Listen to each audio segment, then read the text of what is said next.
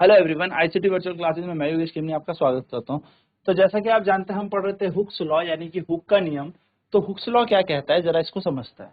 तो Hooke's law कहता है with in the elastic limit, यानी कि प्रत्यास्थ सीमा के अंदर अंदर, यानी कि आप किसी बॉडी को खींचोगे तो उसकी कोई लिमिट होगी ना। ऐसा तो नहीं है कि ज्यादा खींचते रहो वो बॉडी खींचेगी, वो टूट जाएगी, चटक जाएगी। यानी कि इलास्टिक लिमिट के अंदर अंदर जहां तक वो वस्तु इलास्टिक है वापस अपनी पोजिशन में वापस आ जाइए, अपनी ओरिजिनल स्टेट वापस ले ले। So within the elastic limit, the stress is directly proportional to strain. क्या कह रहा है कि इलास्टिक लिमिट के अंदर अंदर स्ट्रेस डायरेक्टली प्रोपोर्शनल होगा स्ट्रेन के, यानी कि प्रत्यास्थ सीमा के अंदर जो अगर बात की जाए तो प्रतिबल विकृति के समानुपाती होता है। तो स्ट्रेस है डायरेक्टली प्रोपोर्शनल स्ट्रेन के। ये हमारा हो गया हुक्स का लॉ यानी कि हुक्स लॉ। लेकिन ये कब होगा, ये जब इलास्टिक लिमिट होंगी तभी, यानी कि प्रत्यास्थ सीमा के अंदर अंदर ये बात होगी। तो प्रतिबल विकृति के समानुपाती है। अब आप सभी जानते हैं कि समानुपाती का चिन्ह हटेगा तो कोई ना कोई नियत राशि यहाँ पे आएगी। तो हमने ये स्ट्रेन यानी कि विकृति को इसके नीचे भेज दिया, तो stress upon strain is equals to constant आ गया, यानी कि प्रतिबल बटा विकृति नियत के बराबर आ गया। इस कांस्टेंट को ही हम लोग क्या कहते हैं, ई के नाम से जानते हैं।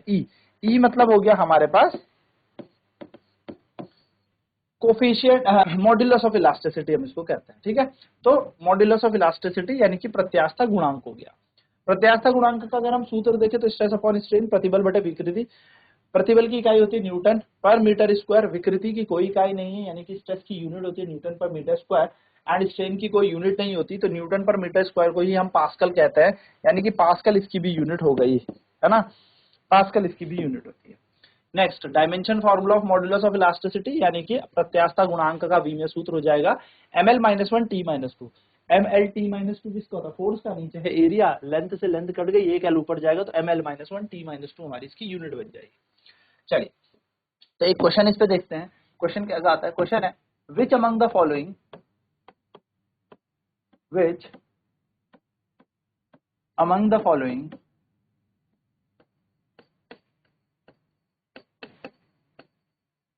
Has same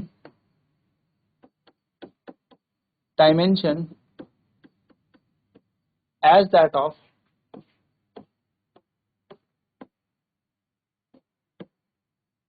which among the following has same dimension as that of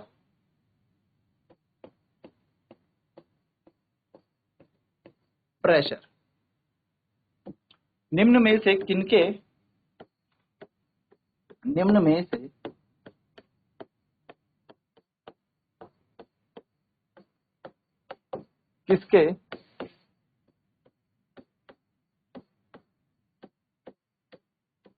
विमीय सूत्र, निम्न में से किसके विमीय सूत्र,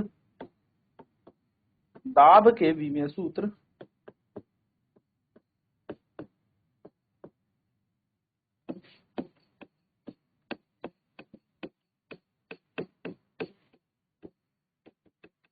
समान है। ऑप्शन पहला है स्ट्रेस, दूसरा strain,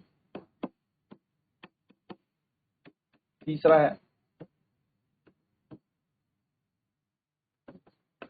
modulus of elasticity,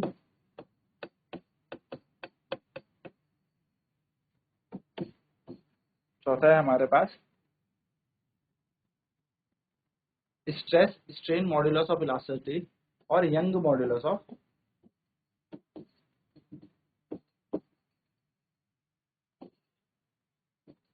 of elasticity. ये हमारे पास लिखा है, या यंग मॉड्यूलस भी लिखा हो सकता है, यानी कि प्रतिबल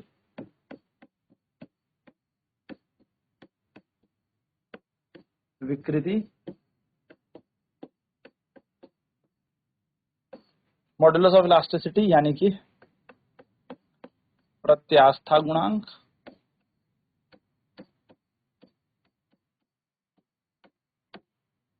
और यंग मॉड्यूलस ऑफ इलास्टिसिटी यानी कि यंग के प्रत्यास्थ गुणांक या यंग का प्रत्यास्थ गुणांक, यंग का प्रत्यास्थ गुणांक, ये हमारे पास ऑप्शन है।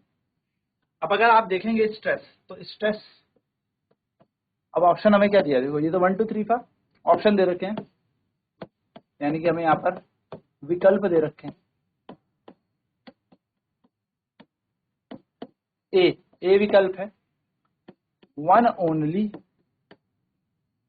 बी है one two, one and two only,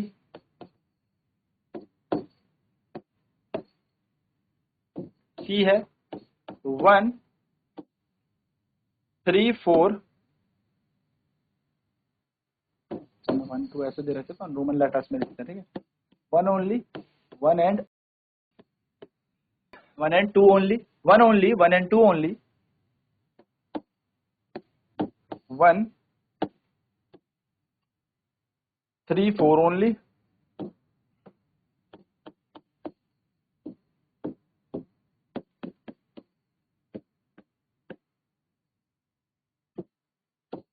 और डी है one two three and four, सबके। ये क्वेश्चन इस तरीके से बन गया, ठीक है। अब क्या किया जाए इस क्वेश्चन को सॉल्व करने, तो हमें यहाँ पर देखना है कि हमें क्या विकल्प दे रखे हैं। हमें बोला which among the following has the same dimension as that of pressure, यानी कि निम्न में से किसके विमीय सूत्र दाब के विमीय सूत्र के समान है। अब दबाव के बराबर किसके, तो अगर मैं दाब की बात करूं तो प्रतिबल फोर्स अपॉन एरिया होता है, तो इसके तो होंगे। विकृति की बात करूं तो ये तो change in length upon original length, change in volume upon original volume, यानी कि बनावट में परिवर्तन बेटा वास्तविक बनावट के बराबर है। यानी कि इसका तो वैसे भी कोई डायमेंशन होता ही नहीं, no unit no dimension, no dimension यानी कि विमाहीन है ये, है ना, विमाहीन इसको हम कहते हैं, विमाहीन ये हो गई। मॉड्यूलस ऑफ इलास्टिसिटी प्रत्यास्था गुणांक, तो मॉड्यूलस ऑफ इलास्टिसिटी जो प्रत्यास्था गुणांक हमारा होता है ये अभी हमने पढ़ा, ये भी स्ट्रेस अपॉन स्ट्रेन है, यानी कि इसके लिए भी हमारे पास बनता है न्यूटन पर मीटर स्क्वायर। और यंग मॉड्यूलस की बात करें तो ये भी अभी हमारे पास यही आने वाला है, न्यूटन पर मीटर स्क्वायर। यानी कि फर्स्ट थर्ड एंड फोर्थ हमारा करेक्ट ऑप्शन है, तो हम यहाँ पे बोलेंगे वन थर्ड एंड फोर्थ, यानी कि ऑप्शन नंबर सी ये हमारा राइट ऑप्शन। तो एक छोटा सा नोट यहाँ पर हम लिखेंगे, एंड नोट होगा हमारा stress modulus of elasticity.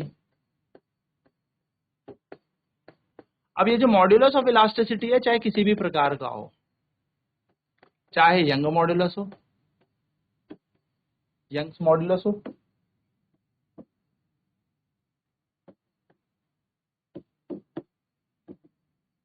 Bulk modulus हो, चाहे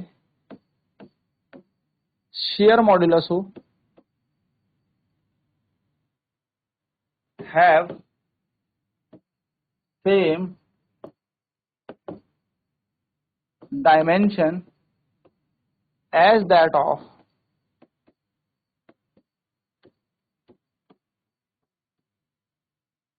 प्रेशर। क्या कह रहा है यह नोट, प्रतिबल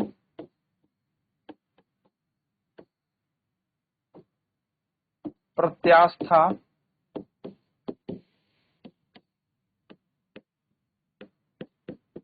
गुणांक, चाहे वो यंग का गुणांक हो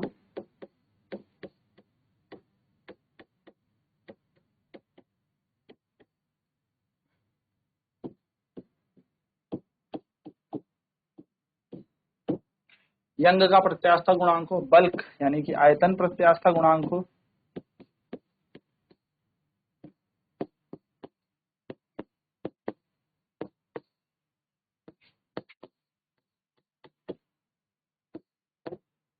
शेयर यानी कि अपरूपण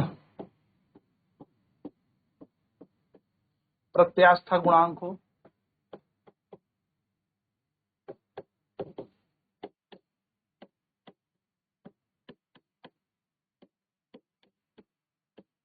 इनके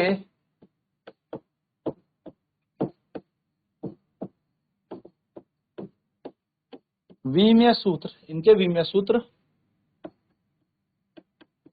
दबाव के समान होते हैं।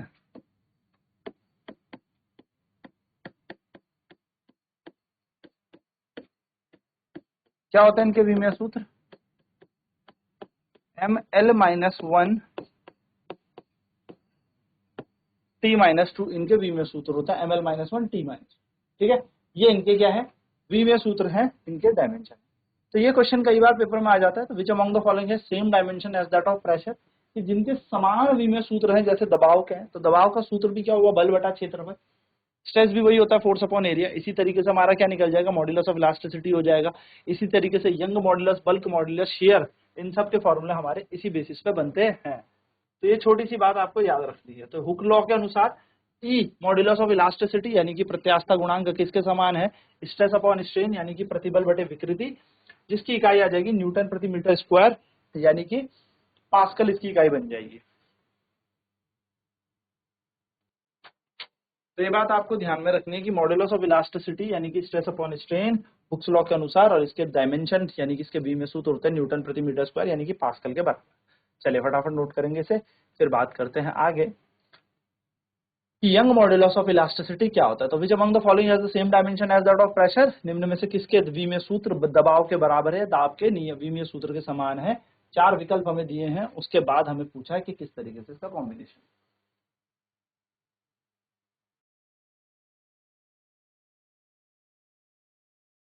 तो यहाँ पर आ जाएगा ऑप्शन हमारे पास 1 only, 1 and 2 only, 1 3 and 4 only, या 1 2 3 4। तो हमारे पास होगा stress modulus of elasticity, Young modulus, bulk modulus, shear modulus have same dimension as that of pressure.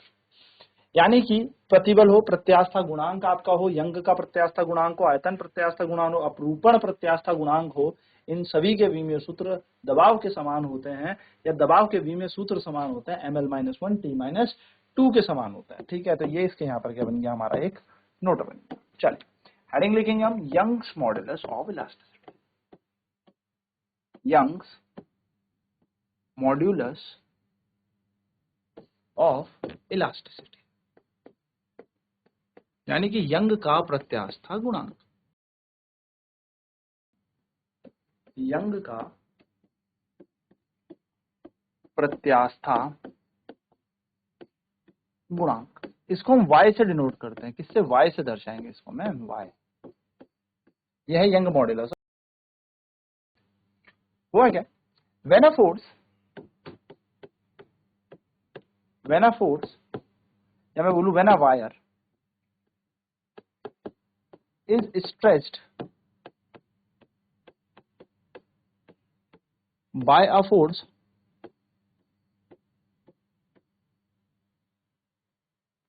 when a wire is stretched by a force, then there is increase in length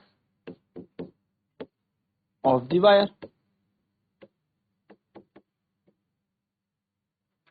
Let L be the original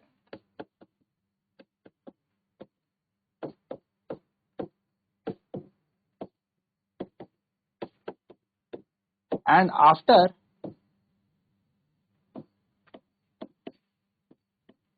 applying,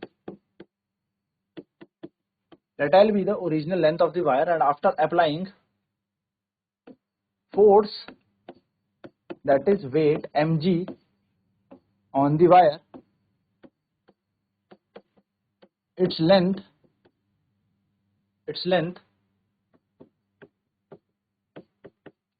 is increased by delta L। ठीक है, माना तार की लंबाई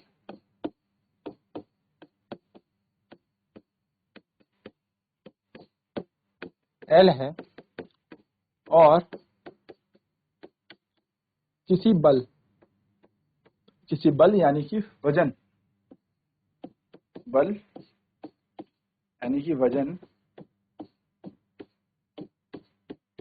द्वारा यह delta L लंबाई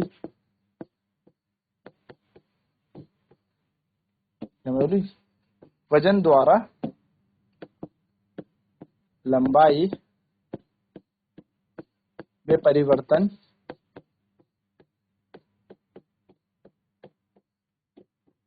delta L आता है। तो डेल्टा एल लंबाई में क्या आ गया, परिवर्तन आ गया, आप कह सकते हो नई लंबाई आ गई। ये तार है जैसे फॉर एन एग्जांपल, और इसको आपने किसी वेट से खींच दिया, ठीक है। इसकी तार वास्तविक लंबाई एल थी, लेकिन नई लंबाई आ गई आपकी डेल्टा एल। यहाँ पर आ गया वजन, और वजन कितना लग रहा है, mg लग रहा है नीचे, है ना, mg इसका वजन यानी कि वेट नीचे लग रहा है। W इक्वल टू mg क्या लग रहा है, वेट नीचे की तरफ लग रहा है। L इसकी ओरिजिनल लंबाई है, ओरिजिनल लेंथ है L। तो अगर हम बात करें कि यंग मॉड्यूलस क्या होता है, so young modulus of elasticity is the ratio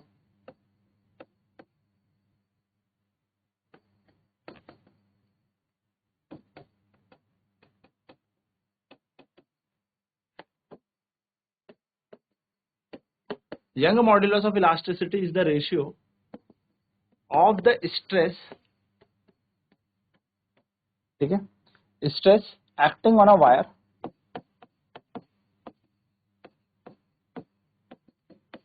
stress acting on a wire to increase, to change length of the wire, या मैं बोलूं टू प्रोड्यूस लॉन्गिट्यूडनल स्ट्रेन, ज्यादा अच्छा यही है, टू प्रोड्यूस लॉन्गिट्यूडनल स्ट्रेन।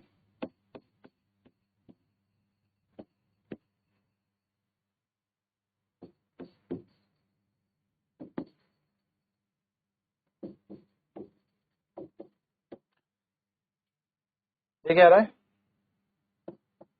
किसी तार पर प्रतिबल लगाने से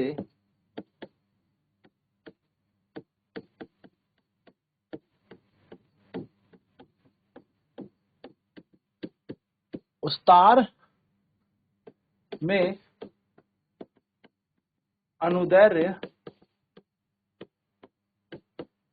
विकृति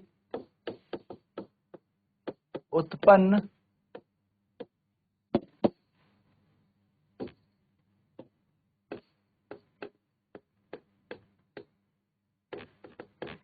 हो जाना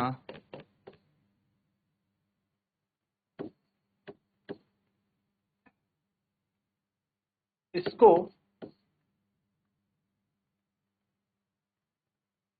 यंग प्रत्यास्था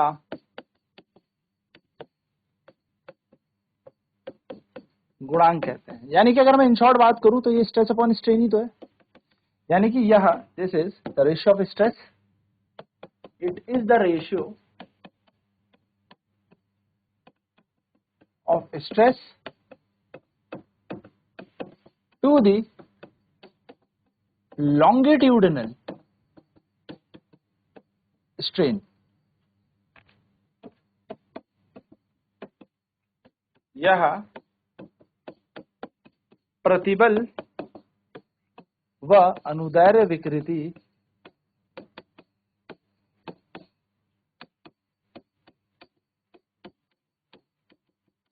का अनुपात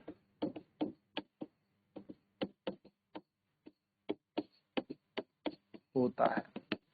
तो जैसे मान लीजिए ये तार है और इस तार का कुछ त्रिज्या है r, ठीक है, इसकी लंबाई है l, हमने कुछ वजन लगाने पर इसकी लंबाई को हल्का सा डेल्टा एल यहाँ पर इंक्रीज कर दिया, खींच दिया, कितने वजन से, mg से, किसी फिक्स पोजीशन से ये है। तो अगर मैं यहाँ पर बात करूं यंग मॉडुलस की, तो वो हो जाएगा stress upon strain, stress upon longitudinal strain.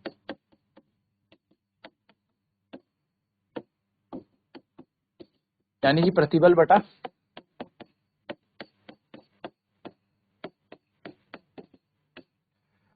बटा अनुदैर्ध्य विकृति।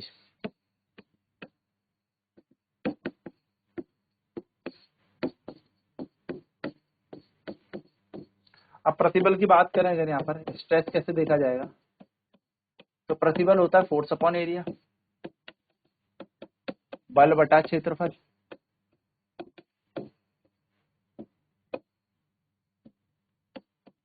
फोर्स अपॉन एरिया यानी कि होता है बल बटा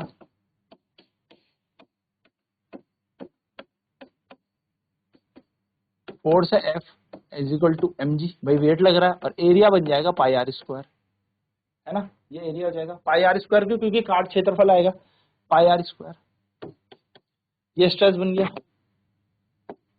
और अगर मैं बात करूं स्ट्रेन की, तो स्ट्रेन भी कौन सी होगी, लॉन्गिट्यूडनल होगी, यानी कि यहाँ पर कौन सी विकृति होगी, अनुदैर्ध्य विकृति होगी। तो अनुदैर्ध्य विकृति क्या हो जाएगी, change in length upon original length, यानी कि लंबाई में परिवर्तन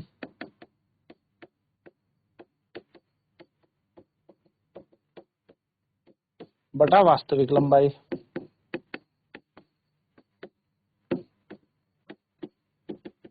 अगर आप इसको गौर से देखोगे तो बन गया डेल्टा एल अपॉन एल। तो y का फॉर्मूला क्या बन जाएगा, y बन जाएगा हमारा mg upon pi R square stress upon strain delta L upon L, यानी कि y बराबर आ जाएगा mgl अपॉन में pi R square delta L. ये याद रखेंगे, अगर इसकी यूनिट पूछी जाए तो है तो स्ट्रेस अपॉन स्ट्रेन ही, यानी कि मात्रक इसका वही होगा न्यूटन पर मीटर स्क्वायर,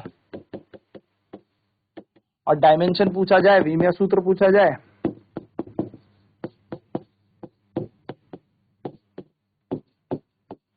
तो इसका विमीय सूत्र हो जाएगा ml-1 t-2, सेम जैसे कि प्रेशर। ये क्वेश्चन हमने पीछे, तो सिंपल सीधी सी ये बात है। अब नेक्स्ट क्लास में हम बात करेंगे बल्क मॉड्यूलस ऑफ इलास्टिसिटी की। आज की क्लास में इतना ही। आईसीटी वर्चुअल क्लासेस में जुड़ने के लिए धन्यवाद। आपका दिन शुभ हो।